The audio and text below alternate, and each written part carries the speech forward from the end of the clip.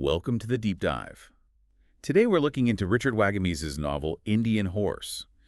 We're using a review that calls it a powerful and heartbreaking story of resilience. Our mission here is to really get to the heart of this story for you, touching on things like cultural identity, trauma, even sport and hope. And it's a story that, really uses one individual's life, Saul Indian Horses, to explore some pretty significant historical realities. It carries a lot of weight. Right. The review jumps straight into Saul, this young Ojibwe boy, and how his life just gets turned upside down when he's sent to a residential school. Yeah. It calls those experiences heartbreaking and deeply affecting. It talks about abuse, neglect, the sort of stripping away of his culture. It's quite a stark picture. And it's crucial to understand the context, right? These Yeah. residential schools in Canada, they operated for over a century. Yeah. Indigenous children were forcibly taken from their families. The whole aim was assimilation, suppressing their languages, their traditions, everything. So Saul's trauma, his cultural loss, it stems directly from that. But then amidst all that darkness, the review highlights hockey.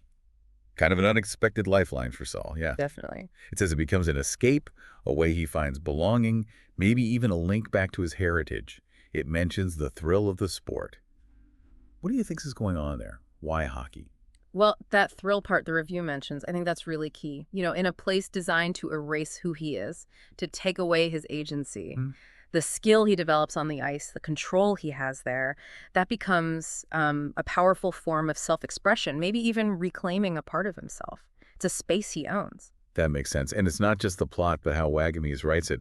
The review says his style is raw and poetic, also unflinching honesty. Yes. And it mentions these vivid and visceral descriptions of the hockey games that apparently just put you right there on the ice. Exactly. That combination, it lets you feel Saul's experiences really deeply, but it also forces you to confront the harsh truths he's facing. Those hockey scenes, they offer these incredible moments of light and skill against that really dark background. So bringing it all together, the review talks about these big themes, cultural identity, loss, but also the enduring power of hope. Right. It also explicitly calls the novel an indictment of the devastating impact of residential schools. It doesn't soften the blow. No, and it shouldn't. It's not just about one person's pain. It's about a systematic attempt to destroy cultures, leaving this, lasting trauma across communities. So when hope emerges as a theme, it feels even more significant. It really speaks to human resilience against just overwhelming odds. So ultimately, the takeaway from the review seems to be that even though it deals with incredibly tough stuff, Indian Horse is a story about resilience, about healing. Yep. It calls Saul's journey a testament to the strength of the human spirit.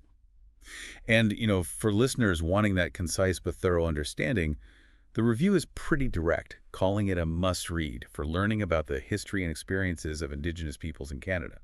And understanding that history, even the really painful parts, it gives you such important context for today. Saul's story, it makes that history personal, accessible.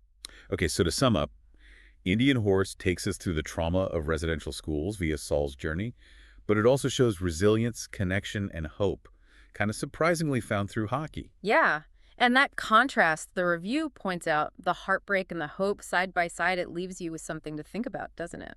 What's that?